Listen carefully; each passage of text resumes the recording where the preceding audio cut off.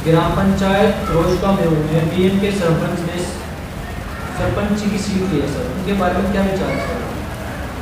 ग्राम पंचायत रोज कमेव से धौणा उर्फ दीन मोहम्मद सरपंच विजयी हुए हैं। उनके बारे में विचार है कि वो बहुत नेक दिल, ईमानदार, संघर्षशील, कर्मठ, शिक्षित, जुझारू उम्मीदवार थे और उसने एडवोकेट शाहरुख खान से मुकाबला किया है, जिसमें वो लगभग 450 वोटों से विजयी हुए और 450 वोटों से।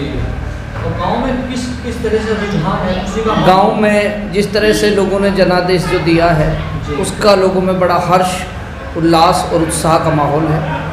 लोग बड़े उससे एक दूसरे से गले मिल रहे हैं। लोग उसको जीत की विजय के रूप में उसका उत्सव मना रहे हैं और गांव में कुछ काम ऐसे हैं जो पिछली बार में रह गए थे।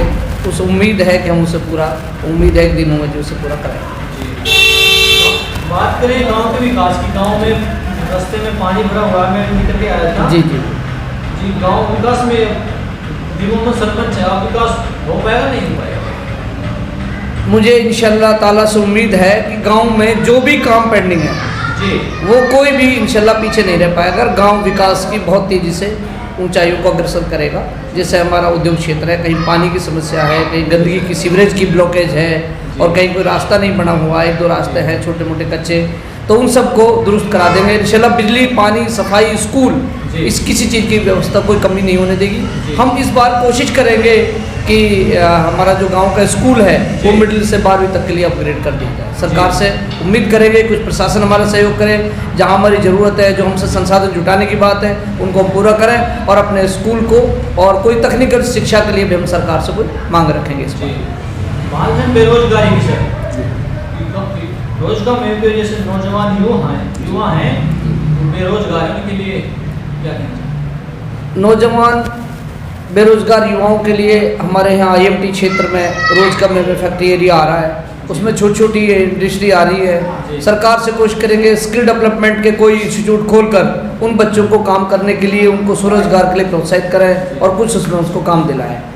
यहाँ पर क्षेत्रीय लेवल पर जो फैक्ट्रियों में जो काम है वो सिर्फ या तो मजदूरी का है या ट्रांसपोर्ट का है या कोई ऑटो चला रहा है, तो इस तरह के काम पुराने क्षेत्र में है। लेकिन मुझे ये आशा ही नहीं है, अभी तो पूर्ण उम्मीद है कि अगली बार जो हमारा जो 5 साल का कार्यकाल रहेगा उसमें औद्योगिक क्षेत्र में नई इंडस्ट्री लगेंगी, उसमें सरकार से हम इन बच्चों के लिए सबको रोजगार दिलाने का कोशिश करेंगे। मैं रोजगार के लोगों से ये संदेश देना चाहता हूँ या मैसेज देना चाहता हूँ या उनसे एक तरह से निवेदन करना चाहता हूँ कि रोज का मेव के लोग एक क्षुद्र की आपस की जो पार्टीबाजी है उसको छोड़ दें और विकास के लिए सब लोग काम करें। बाहर जो उसका मैसेज जाता है तो सारे रोज का गांव का एक ही मैसेज जाता है, अलग अलग नहीं जाता। इस तरह से अपनी छोटी मोटी पार्टी को और एक दूसरे को, यदि कोई आदमी जीत की वो कर रहा है, उल्लास मना रहा है, तो उसे इस तरह से मनाए कि किसी दूसरे को उसे ठेस ना पहुँचे और किसी को दुख ना पहुंचाए।